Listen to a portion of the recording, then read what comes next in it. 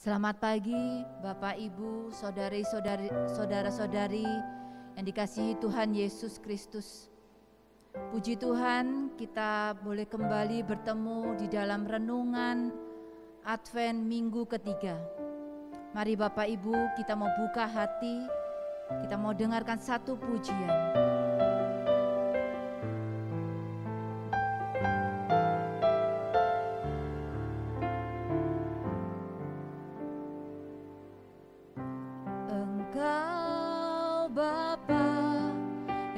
Setia,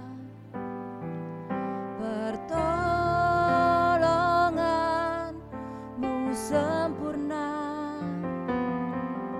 Dengan iman ku percaya, hanya Kau yang sanggup memulihkanku. Karena kasih-Mu berkati, karena kasih-Mu ku diubahkan,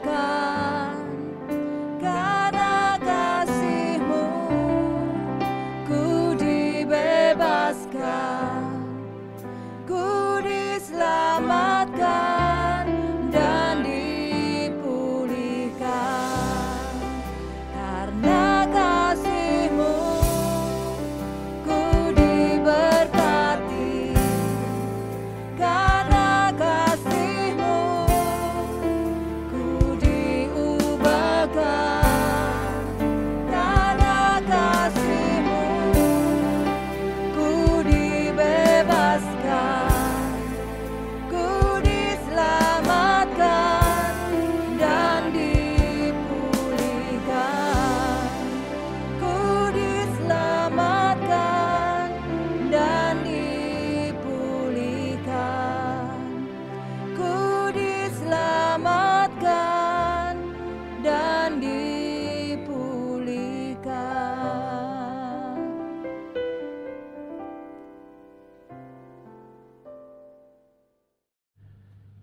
Tall Poppy Syndrome sebenarnya adalah ungkapan, istilah yang dipakai oleh orang untuk menggambarkan ada orang-orang yang tidak suka dengan keberhasilan orang lain.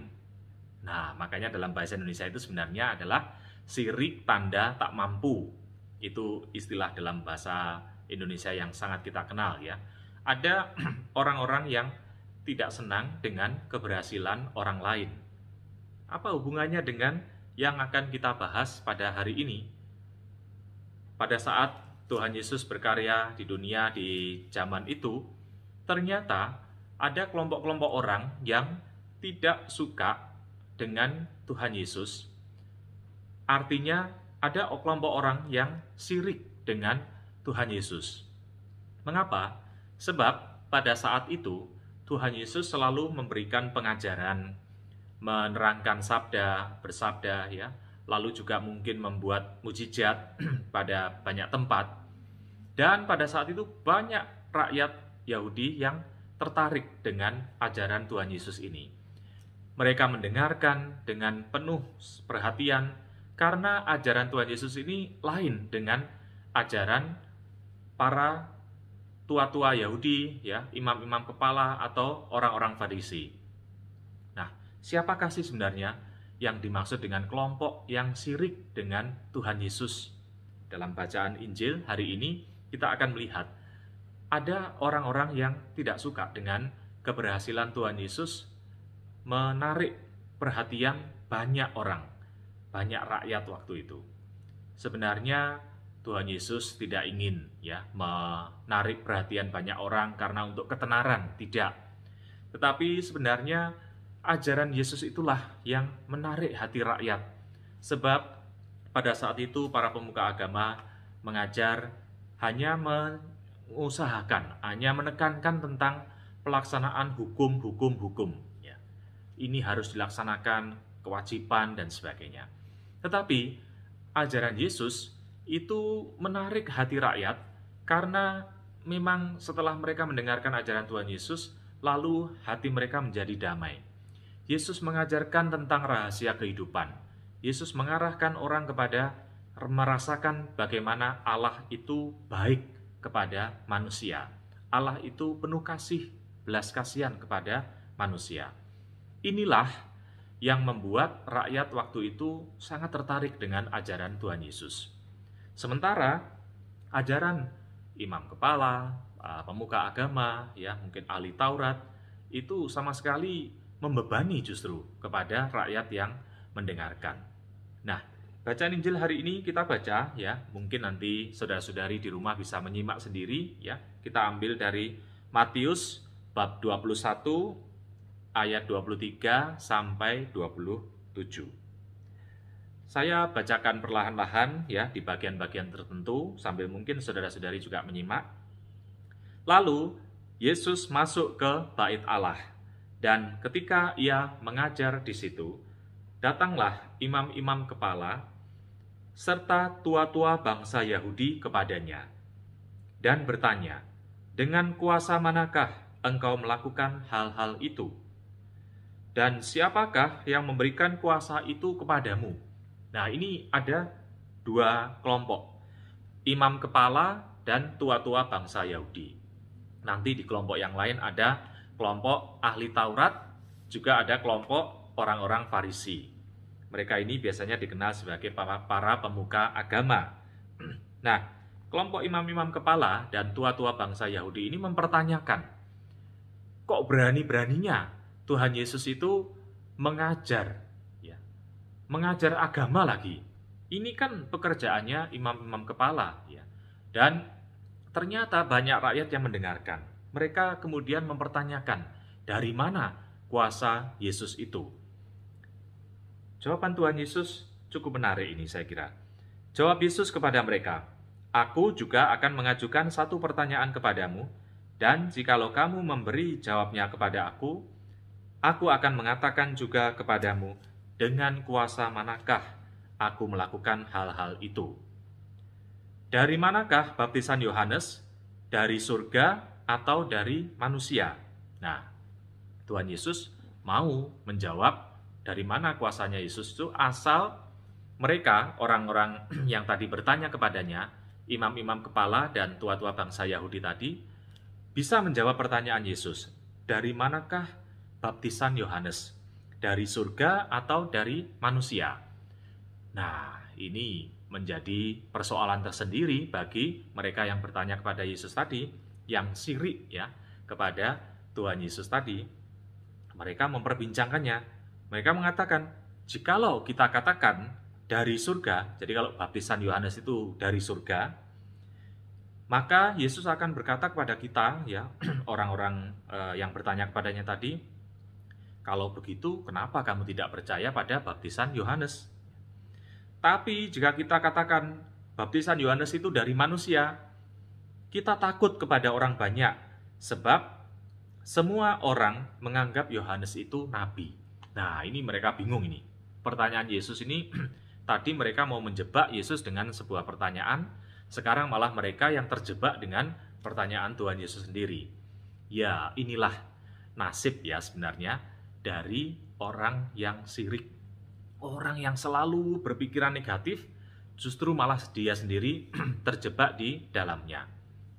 Tuhan Yesus hanya bertanya saja, ya. Tapi mereka tidak bisa menjawab. Lalu mereka menjawab, "Kami tidak tahu." Ya, sebab kenapa? Sebenarnya mereka tahu, cuma mereka tidak berani menjawab. Karena kalau dijawab dari Allah, dari surga, loh kok mereka tidak mau dibaptis oleh Yohanes. Tapi kalau dijawab dari manusia, maka mereka pasti akan dimarahi orang banyak. Lalu dijawab saja, "Kami tidak tahu." Ya, ini jawaban yang paling mudah kalau sudah kepepet begitu, ya. Dan Yesus pun berkata kepada mereka, "Jika demikian, aku juga tidak mengatakan kepadamu dengan kuasa manakah aku melakukan hal-hal itu." Saudara-saudara yang terkasih, ini yang tadi saya sebut dengan, ya, sirik tanda tak mampu. Orang-orang tadi justru menghalangi Yesus untuk berbuat baik. Sementara mereka sendiri tidak melakukan hal-hal yang baik. Tuhan Yesus menyembuhkan orang, malah dilarang oleh orang-orang yang tidak menyukai Yesus. Tuhan Yesus menyembuhkan orang di saat hari Sabat, mereka malah mengecam Yesus. Tapi mereka sendiri tidak bisa menyembuhkan orang sakit. Nah, inilah yang disebut dengan tadi yang saya katakan tall poppy syndrome. Orang yang sirik melihat keberhasilan orang lain. Wah, jangan-jangan ini di antara kita juga pernah punya pengalaman yang sama ya. Misalnya, kita disiriki oleh orang lain. Ya. Kita mungkin berhasil dalam pekerjaan kita, mungkin kita baik ya, melakukan banyak hal, kebaikan, tapi malah disiriki oleh orang lain. Misalnya kita rajin ke gereja, orang lain malah mengatakan, itu orang itu ke gereja karena tidak ada kerjaan di rumah ya. Ini namanya kita juga melakukan hal yang baik tapi disiriki oleh orang lain. Atau jangan-jangan, ya ini jangan-jangan, malah kita yang sirik. Ini jangan-jangan kita malah sirik terhadap orang lain yang melakukan hal yang lebih baik dari kita. Mungkin ada tetangga kita yang berhasil dalam kehidupan ekonominya, lalu kita yang mungkin lebih kurang beruntung daripada yang tetangga kita, lalu kita mengatakan, itu hartanya itu didapatkan dari hasil korupsi ya. Padahal mereka mendapatkan kekayaan itu dari bekerja keras misalnya. Nah, ini namanya sirik tanda tak mampu. Saudara-saudara yang terkasih, dalam banyak hal ya, mungkin ada contoh-contoh lain yang kita bisa mencarinya. Hati-hati dengan hal ini. Tuhan Yesus tidak berkenan terhadap sikap yang demikian. Ada orang yang lebih baik dari kita, mestinya kita juga terpacu untuk menjadi baik seperti dia, atau kita juga menjadi lebih baik lagi seperti dia. Dalam hal kebaikan dan kebenaran, kita mesti berlomba-lomba untuk menghadirkan itu, untuk mencapai kebaikan dan kebenaran. Dalam hal kejahatan dan keburukan, kita berlomba-lomba untuk menjauhinya. Inilah sebenarnya yang dikehendaki oleh Tuhan Yesus. Jangan sampai kita sendiri melarang orang lain berbuat baik, sementara kita sendiri juga tidak mau untuk berbuat baik. Maka sebenarnya sikap seorang beriman adalah ketika dia melihat ada orang lain yang berbuat baik, dirinya menjadi senang dan dia ikut ambil bagian di dalamnya, bahkan dia juga berusaha untuk menjadi lebih baik atau melakukan contoh-contoh kebaikan tadi. Demikian juga dalam kehidupan kita sehari-hari, kita semoga dijauhkan dari sikap sirik tanda tak mampu tadi ya. Melihat kebaikan orang lain, jangan sampai kita sendiri menjadi tidak suka, bahkan menghalang-halangi orang untuk berbuat baik.